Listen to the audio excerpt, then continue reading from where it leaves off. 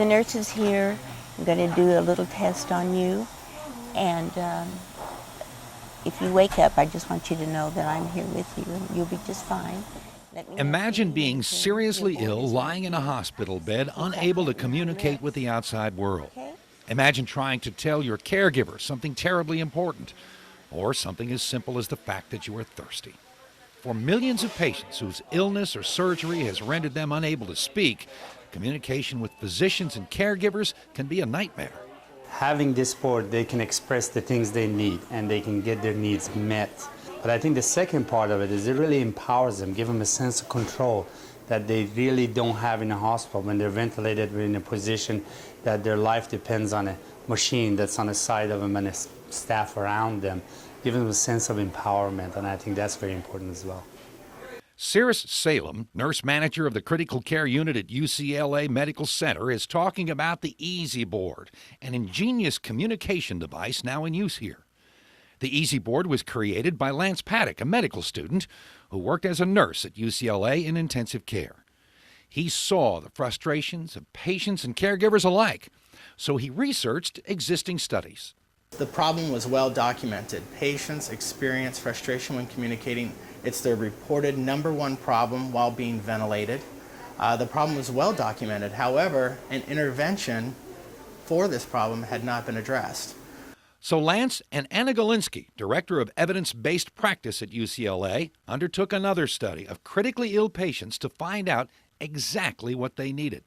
We've really taken the time to ask patients regarding what they feel should be in a communication board that would help them communicate.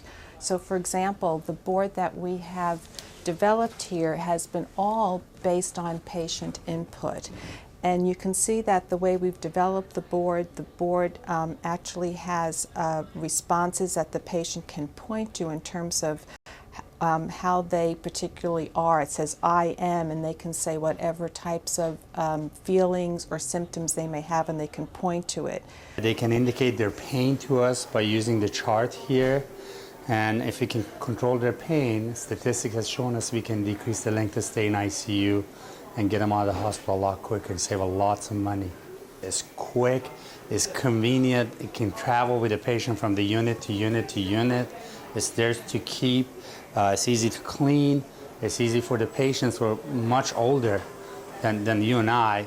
They can read it, they can communicate with it, it's just easy all around. It comes in different languages, so when we have bilingual patients or patients of different culture, we can also use this board. Well, the first time I brought the EZ Board to a patient, I'd actually been working with him, and for the first time brought the board to him, and he had actually been intubated for several days. But I said, here, would you like to try using this? He looked at it and he went, and he started using it. So, I mean, it's very exciting for these patients once they're given a means for communicating, because otherwise they're isolated and trapped. From our research studies, patients have really said that the board is almost like a passport in a way. I think that it really legitimizes their absolute right to communicate. And if I could read one of the quotes from our patients, I think it really describes that well.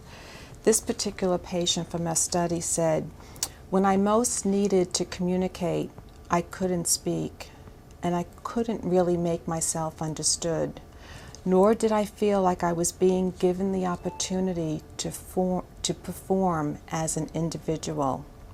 I felt like I was being judged by a set of criteria that was used for all the other patients. And you know, that's not natural. I am not an ordinary patient. I'm sure no one is an ordinary patient." And so the patient here was describing, when we asked them about the communication board, they were describing the fact that the communication board was really allowing us to see that they aren't an ordinary patient, that they're a unique person with unique needs. And so hence, we have to treat that person with their unique needs. And I think the board facilitates that. Family members have also found the EZ Board to be a wonderful tool at a very trying time. Fran Evans is here at UCLA ICU with her husband, who has just undergone heart valve replacement surgery. It has made it so much easier. It's very frustrating when you have someone as sick as he is, who can't talk to you, and if he can help me out with, and he does with this board, then I'm so much more relieved to be able to help him. It's very upsetting when you know they want something, but you can't understand, can't read their lips, and this has done it for us. It's wonderful to have. I don't know of any other way I could have communicated with him. The EZ Board can be used for over 2 million patients after procedures that have left them unable to speak, and with so many illnesses, stroke, ALS, acute respiratory distress, brain injuries, among many others.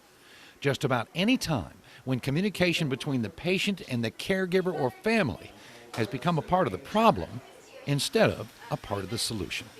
If you'd like more information about the EZ Board, you can go online to www.vidatak.com.